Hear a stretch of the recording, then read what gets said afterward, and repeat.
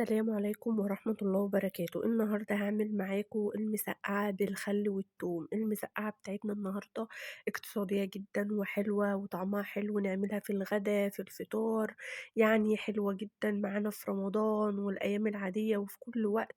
المسقعة دي موجودة معانا. هنعملها النهاردة بوصفة يعني سهلة وبسيطة كده، مش هتاخد مننا أي وقت خالص، يعني هنحضرها على طول. أول حاجة ندخل على المقادير بتاعة المسقعة بتاعتنا. أول حاجة معانا بتنجانية كبيرة كده حلوة مقطعينها القطع اللي انتوا شايفينها دي، ومعايا بطاطساية كبيرة مقطعينها القطع اللي انتوا شايفينها دي، ومعانا 3 قرون فلفل مقطعينهم كده، ومعانا قرن شطة أخضر سبايسي، ممكن نحط أحمر لو متوفر، ومعانا فلفل أسود وكمون كزبرة ناشفة وملح وتوم. اكتر من كده ما نحطش توابل. ومعانا الخل بتاعنا ده بيدي المسقعة طعم فظيع جدا. ومعانا الطماطم المضروبة في الخلاط بتاعتنا او الكبة او بشرينها اللي انتوا حابينه. اول حاجة كده معانا طاسة على النار فيها زيت سخن كده، ومعانا الحلة اللي احنا نعمل فيها الصوص بتاع الطماطم او المسقعة بتاعتنا. حاطة فيها كده معلقة زيت كبيرة ومعلقتين 2 سمنة، والسمنة بتفرق جدا في طعم المسقعة بتاعتي. زي ما انتوا شايفين انا سايباهم كده يسخنوا على النار لحد ما السمنة تسيح، وطبعا انا معلية على الزيت لحد ما يسخن برضو. اول حاجة كده معانا التوم والكزبرة. هننزل التوم والكزبرة بس في يعني في الحلة بتاعتي، يعني كأننا بنعمل كده التقلية بتاعة الملوخية كده، بتدي طعم فظيع جدا التوم مع كزبرة.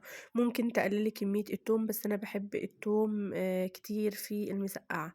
بوريكي باقي التوابل اللي معايا، منكترش توابل أكتر من كده لأن المسقعة حلاوتها في طعمها مش في التوابل بتاعتها. بقلب كده التوم والكزبرة مع بعض كده لحد ما ريحتهم تطلع. أنا مش عايزاهم ياخدوا لون، ريحتهم بس تطلع كده، وعلى طول هنزل بالصلصة بتاعتي أو الطماطم بتاعتي. ولسه الزيت طبعا خلاص كده بدأ يسخن معايا. جبت البطاطس بتاعتي مقطعها القطع اللي انتوا شايفين كده، تقدري تقطعيها زي ما انت حابة. بس انا حبيتها كده عشان تبان في المسقعة بتاعتي. حطيتها كده وهقلبها كده معاكم، واسيبها طبعا يعني على النار كده لحد ما تستوي، وفي نفس الوقت ما تاخدش لون غامق، عايزه لونها يبقى فاتح كده. المسقعه التومه بتاعتي بالكزبره اول ما خدت ال يعني شمينا ريحتها على طول، نزلنا عليها بالخل بتاعنا زي ما انتم شايفين. الفوران بتاع الزيت والسمنة مع التومة والكزبرة يعني بيدي ريحة حلوة قوي وطعم حلو للمسقعة جدا. ومعايا الطماطم بتاعتي هنزل بيها على طول كده. الطماطم بتاعتك لازم تكون تقيلة ومش صفية، لازم تكون حلوة زي ما انتم شايفين كده. ممكن نحط معلقتين صلصة، بس انا كده استكفيت بالصوص بتاعي خلاص. ومجهزة التوابل بتاعتي الملح والكمون والفلفل الاسود، اكتر من كده ما نحطش التوابل. المسقعة حلاوتها في قلة البهارات بتاعتها، وربع يعني طرف معلقة السكر كده بس عشان نظبط الصلصة بتاعتنا. وكده خلاص بتكون الصلصة بتاعتنا جاهزة. هنقلب كده التوابل مع بعضها كده مع الطماطم بتاعتي. طبعا انا مهديه النار مش معلياها قوي، وهسيبها تستوي مع بعضها كده.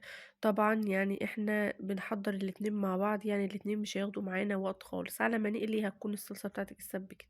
هنقلب البطاطس بتاعتنا كده زي ما انتوا شايفين. البطاطس بتاعتي خلاص احمرت، هي بدأت تحمر. هقلبها تقلبتين، وبعدين مجهزة طبق وحط عليه مناديل عشان تشرب اي زيت نزل من البطاطس. هاخد المصفى بتاعتي كده وانزل فيها البطاطس بتاعتي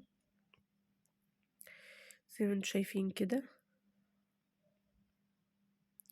طبعا مجهزة البتنجان جنبي والفلفل.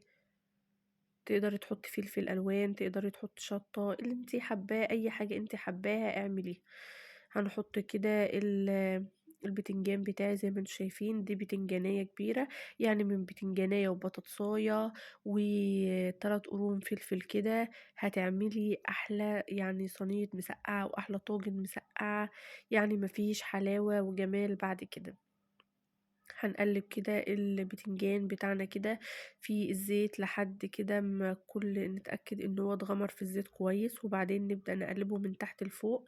احنا برضو مش عايزين البتنجان بتاعنا يحمر قوي، يدوب بس ايه يستوي وياخد لون، وهيكمل كده كده حتى لو مستوش قوي. انا بنزله في الصوص بتاع الطماطم بيكمل سوا فيه. زي ما انتم شايفين كده انا هشيل الغطا بتاعي واقلب الصلصة بتاعتي زي ما انتم شايفين. بدأت كده تتقل وتعمل صوص تقيل، بس هي لسه برضو انا موطية عليها تستوي براحتها لحد ما نخلص قلي للخضار اللي معانا. هنبدأ نشيل البتنجان بتاعنا زي ما انتم شايفين كده. انا مش عايزاه ياخد لون برضو، انا عايزاه يعني ايه يبقى محمر سنة بس كده. طبعا في نفس الطاسة وهنزل كده بالفلفل، ممكن نحطه كده يعني الفلفلاية واحدة بوحدتها وبعدين نقطعه، بس انا حبيت اقطعه كده ايه برضو ايه يعني حلو. الفلفل بقى الوحيد اللي مش بنخليه ياخد معانا لون خالص، يعني يدوب بس مرة يمين ومرة شمال وخلاص، وبعدين بنبدأ نشيله، لان هو كده يعني اوريدي الفلفل بيستوي على طول، ما بياخدش مننا اي وقت خالص.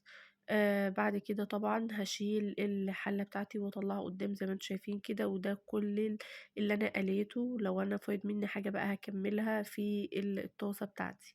بعد كده زي ما انتم شايفين خلاص الصلصة يعني على وشك الانتهاء.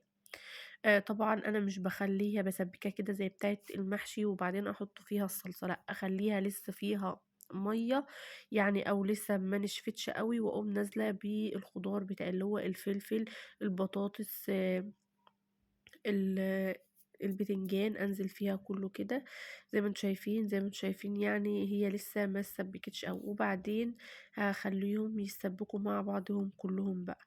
في نفس الوقت الخضار بتاعي يشرب من الصوص بتاع الصلصة بتاعتي، وفي نفس الوقت يبقى طعمها أحلى وتتسبك. زي ما أنتم شايفين كده أنا حطيت الخضار بتاعه كلّه زي ما أنتم شايفين كده. ولما دور البطاطس ده برضو يطلع هشيل واقوم حطاه على طول. يعني كده المسقعة بتاعتي بتكون خلاص على وشك الانتهاء. زي ما انتم شايفين المسقعة بتاعتي تقلت كده، والصوص بتاعي الخضار بتاعي بيشرب من طعم المسقعة كده، والصلصة والتومة والخل كده كله بيشرب في بعضه، وبنغطيها عشان التوابل بتاعتها ما تطلعش بره. زي ما انتم شايفين المسقعة بتاعتي خلاص خلصت وفرغناها وجهزت زي ما انتم شايفين كده. كل حاجة مستوية ودايبة دوب، يعني انا لو حطيت المعلقة كل حاجة هتتفروت مني كده. بس يعني ايه زي ما انتم شايفين كده الصوص بتاعي تقيل وحلو وكل حاجة مستوية زي ما انتم شايفين، مع شوية بقى خضار كده وبالعيش وناكلها. وفي ناس بتاكلها يعني بالرز بشعرية كده عادي لوحدها كده مفيش فيها اي حاجة خالص. يعني المسقعة بتاعتنا سهلة جدا ومفيش اطعم منها. يا رب يكون الفيديو بتاعي نال اعجابكم، ما تنسوش اشتراككم في القناة واعجابكم بالفيديو عشان يوصل لكم كل جديد. والسلام عليكم ورحمة الله وبركاته.